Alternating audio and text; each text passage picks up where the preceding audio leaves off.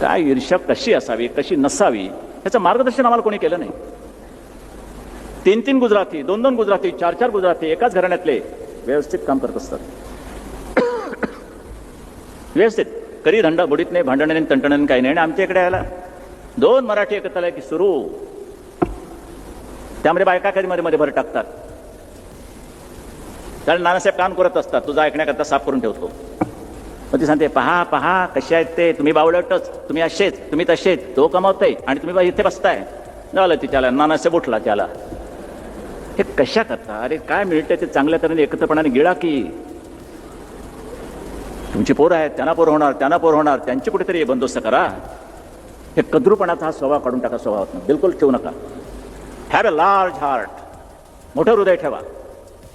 मी माझ्या पत्नीला सांगितलंय की किती घरामध्ये चोरी झाली किंवा टीव्ही सेट गेला किंवा कुठे पैसे चोरीस गेले, काही खंत बाळगायची नाही, काही खंत बाळगायची नाही. का म्हणे? असं कसं म्हणे? कामाचा पैसा आहे, अमकाचा पैसा आहे. म्हटलं नाही, तरी पण नाही, हळहळ नाही. का? जोपर्यंत माझ्या नशिबात ती भोगण्याचं होतं तोपर्यंत मी ते भोगलं.